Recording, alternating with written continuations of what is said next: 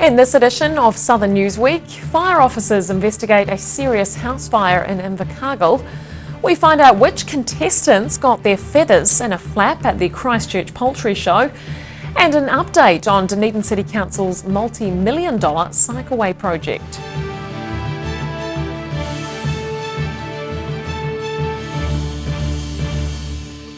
Kia ora, I'm Holly Buchanan. Fire investigators are trying to determine the cause of a house fire on the outskirts of Invercargill. The property in rural Southland has been gutted by fire, with authorities set to investigate.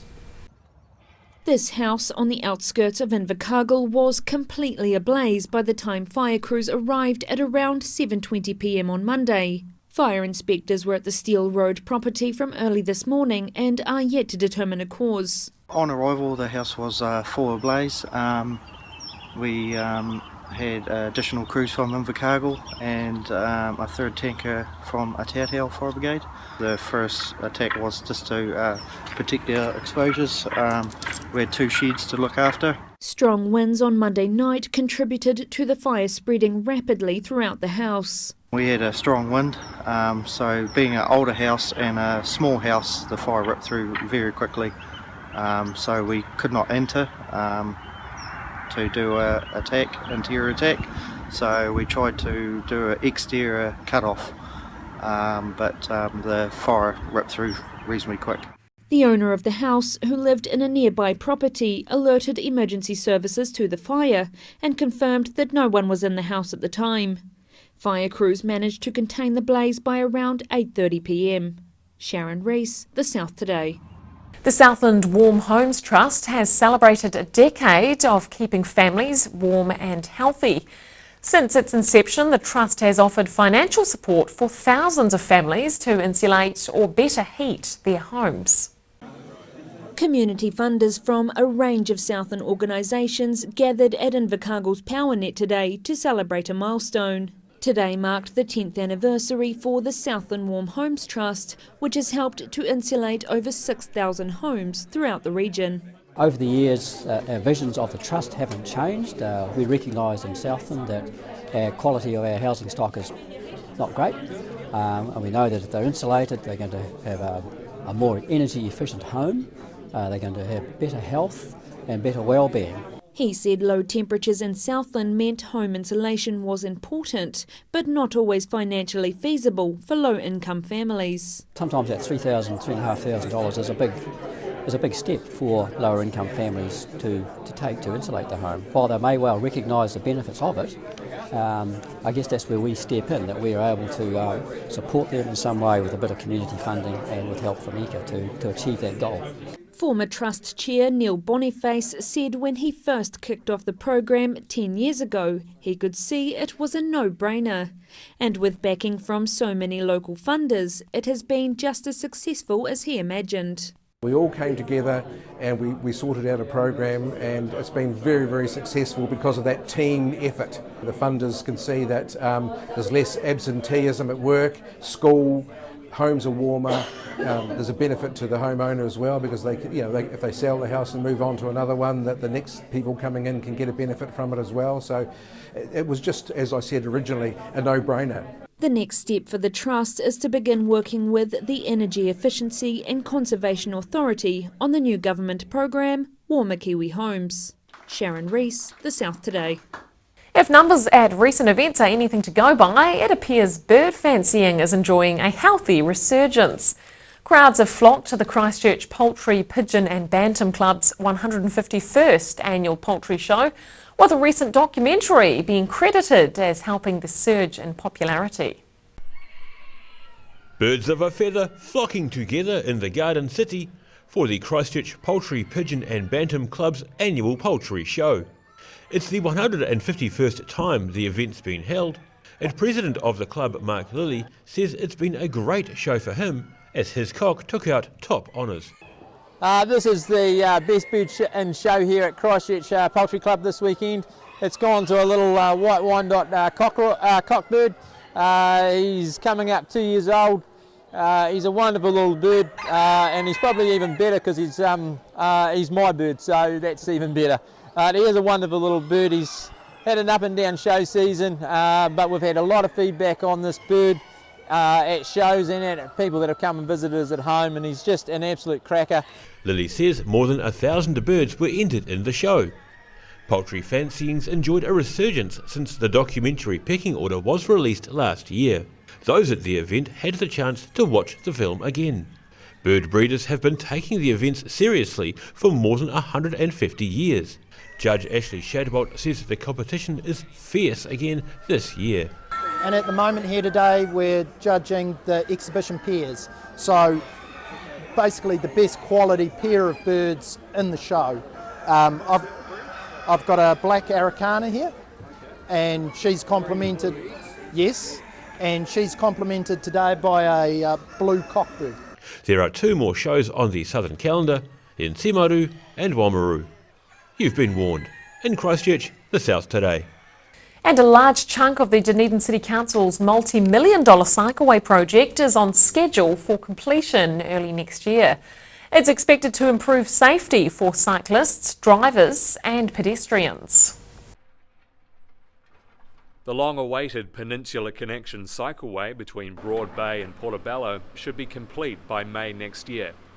The Dunedin City Council says despite disruptions in traffic management, the project is running smoothly. The residents and the public to date have been great, working with the contractors just to make sure everyone stays safe. So from our point of view, that side of it's going really well. The $50 million cycleway project is being done in chunks, and Saunders says priority sections are decided based on the quality of the surrounding seawall. In the July 2017 floods, we had another slip adjacent to the Turnbulls Bay wall, and that will need another retaining wall built to fix that slip, which is directly adjacent to the section of work they're working on. So it was just a nice sort of section that needed to be done again. So it was a priority to address that slip, and therefore the Broad Bay to Portobello section made good sense.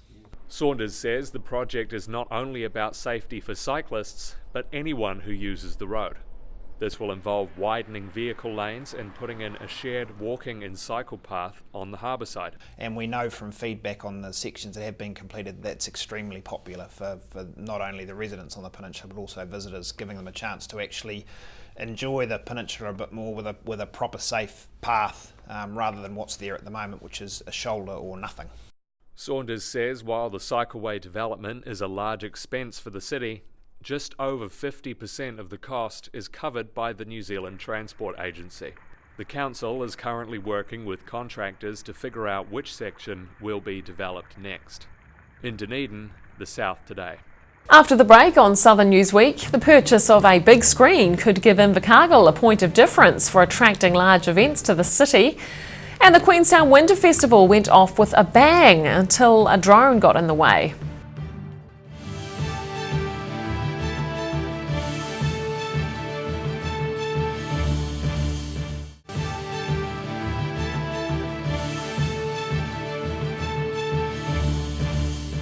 Welcome back. The purchase of a giant screen could give Invercargill a point of difference in attracting large-scale events to the city.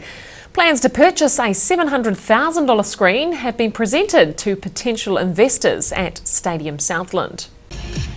A screen so big it rolled in on the back of a truck was presented to prospective funders in Invercargill yesterday. Both Rugby Southland and Stadium Southland are behind the push for a huge 18 by 5 metre screen to give Invercargill a point of difference in attracting bigger events to the city. It's a long way to come to Invercargill or to Southland for an event, so let's put that point of difference. Let's make it almost too hard for them not to come.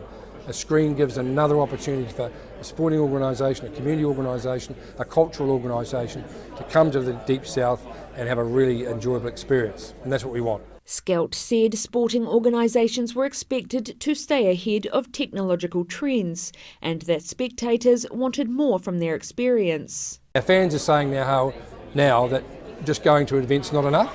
They need to be able to interact both with what's going on but with the partners they bring and the audience that comes to those events, so it's a wonderful fan experience. He said the use of the screen would cost anywhere between $1,500 to $7,000 based on whether a camera crew was needed and the content being screened. Bart said the idea was to make it achievable for everyone. There's so many unique opportunities. Create pop-up situations, put bars around it, make it a social atmosphere, and get the young people and get everyone interacting together. So that's where we're coming from: community, community, community, and make it happen for our Southland community. A working party of community funders is yet to be formed to determine the financial models for the project, but Skelt said there was already a huge buy-in.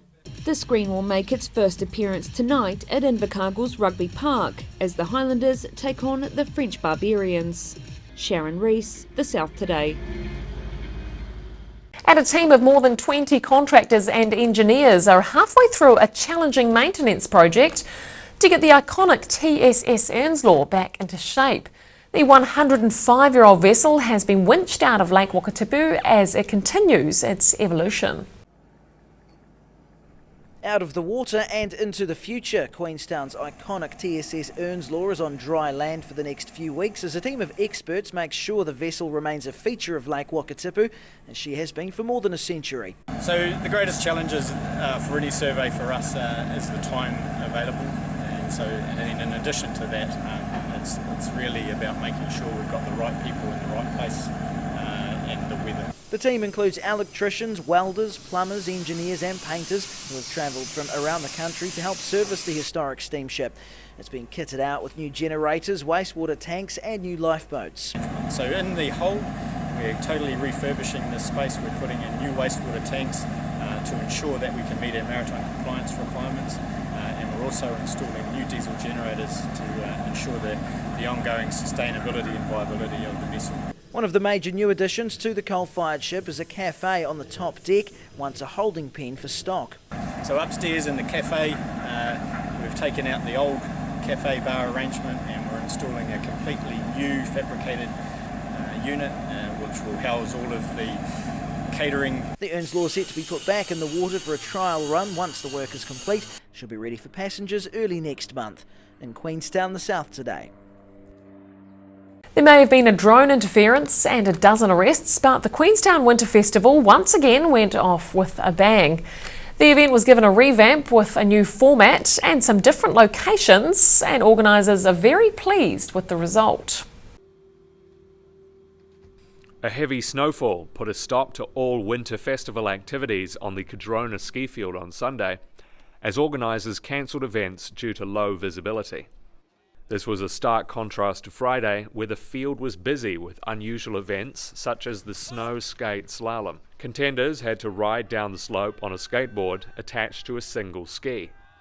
Local snowboarder Richie Johnson won the event and says it was a bit different to his normal sport. A little twitchy, Yep. but just feel it with your feet and point it straight and look for the bottom. A lineup of 32 teams battled at the Old Moot Dodgeball Champs at Earnslaw Park, where Christchurch team Duck Out Game Strong emerged victorious. And on Sunday, festivities wrapped up with the Queenstown Rotary Club Duck Race. More than 40,000 people attended festival events this year, and organisers have given the new 4-day format the tick of approval. In Queenstown, The South Today. Coming up on Southern Newsweek, the Oamaru Rowing Club is looking to plug a financial leak following the departure of a key tenant. And young Queenstown ice hockey players get to train with their sporting heroes.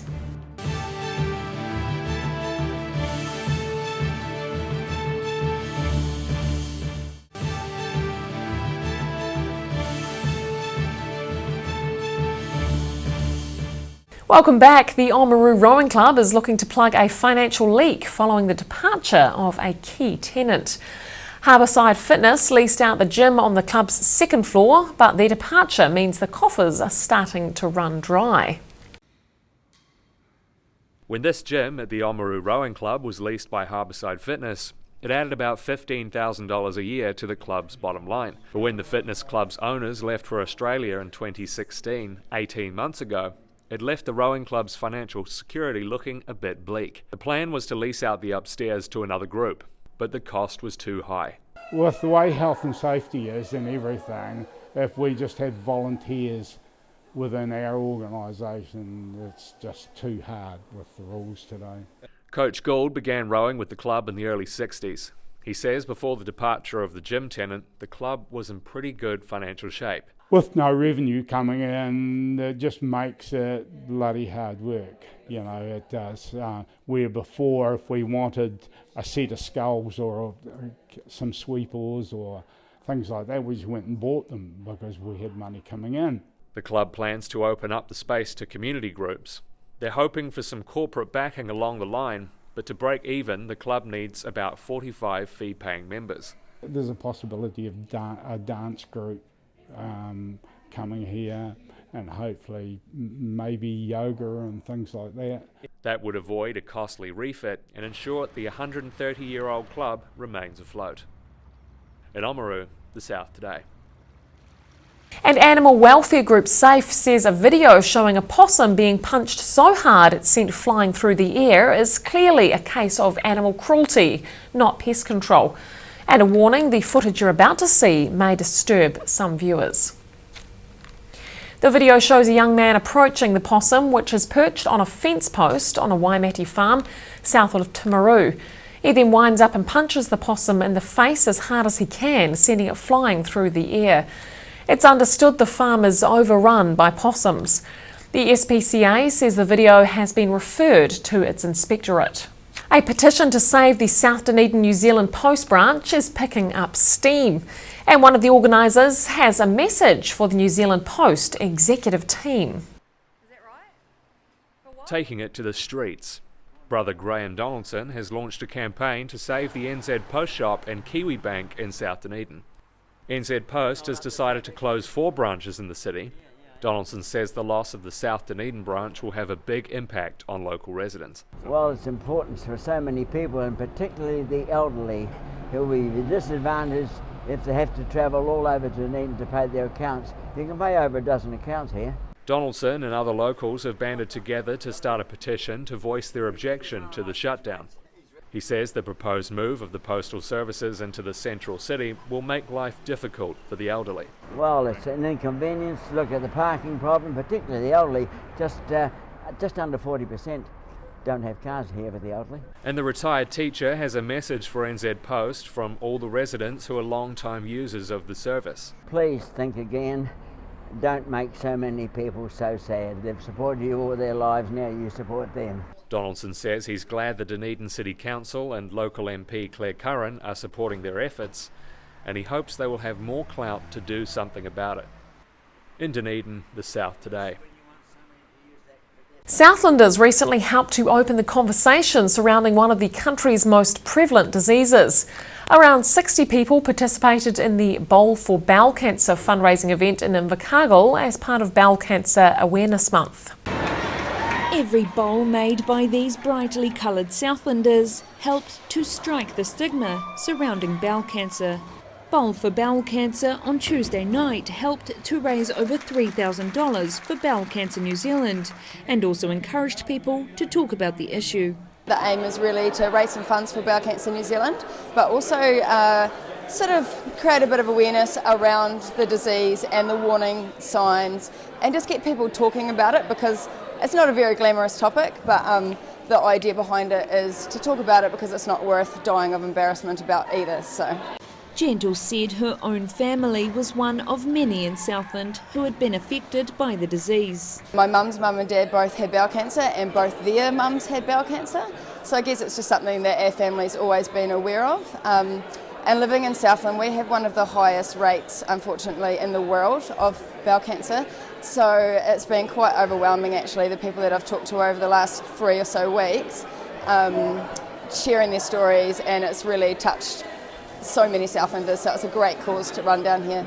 As well as every participant donating money, Gentle said local businesses had shown overwhelming support for the cause. We've had so many businesses donate prizes for raffles tonight. We've got loads of businesses donating pledges for however many strikes we get tonight, which is a bit exciting. And then we've got 7 or 8 businesses and a few groups of friends come along to bowl as well, so everyone's really getting behind it. Members of the National Bowel Screening Programme were also on hand to provide information about the disease. Bowel cancer is the second highest cause of cancer death in New Zealand and can be treated if detected early. For more information about bowel cancer, early warning signs and screening, visit beatbowelcancer.org.nz. Sharon Rees, The South Today. And finally, young Queenstown ice hockey players have been given the rare chance to train with their sporting heroes ahead of tomorrow night's showdown between USA and Canada. Players from both teams arrived yesterday to prepare for the highly anticipated Ice Hockey Classic match, with Team USA determined to level the series. Top tips from world-class athletes, budding young ice hockey players taking the chance to learn from the visiting pros from Team Canada and Team USA. Stars, we've been working on some game situation stuff, where to move without the puck, calling to get open, bringing the intensity, keeping your legs moving while you have the puck, and obviously finishing for some goals. We like a couple goal scorers out here. The teams are in Queenstown for the final part of the three-match Ice Hockey Classic. Canada took the lead last Friday, winning Game 1 8-5 in Auckland. It's Team Canada versus Team USA. It's the biggest rival in hockey ever, right? So we got passion, it's going to be compete, hard work, it's going to be just a battle on the ice. We got the upper hand the first game, but that's a good hockey club over there. They're going to want to win. They're bringing it, and it's going to be a really exciting, fast, hard-hitting hockey game. The second game in Wellington was cancelled after a burst pipe and collapsed fencing at Westpac Stadium, but that hasn't dampened the spirits of the athletes. You see the passion, right? Being from Canada, young hockey player, young age, growing, it's their #1 sport. You come here, I can feel it's the same. These kids want to learn, they're hungry, and we're getting ready for the big game on Thursday night. And they're clearly making an impression on the next generation. I was nearly better than them. I got one off them. I scored a goal. And with some silverware on the line, the crowd is in for some top-class action. Guys were talking a little smack, so I don't think they know what's coming for them. We didn't give our best effort in Game 1, but we were going to be ready to go in Game 2. So we're excited. We hear there's going to be a good crowd, and hopefully the Brennan brothers will... USA! USA! USA! Woo! They may take it down a notch or two. The tour is also a fundraiser for the Stop Concussions Foundation in Queenstown, The South Today. And that's all for this edition of Southern Newsweek. Get online and check us out on Facebook, or keep up with Southern News via our website, channel39.co.nz. I'm Holly Buchanan. Thanks for watching.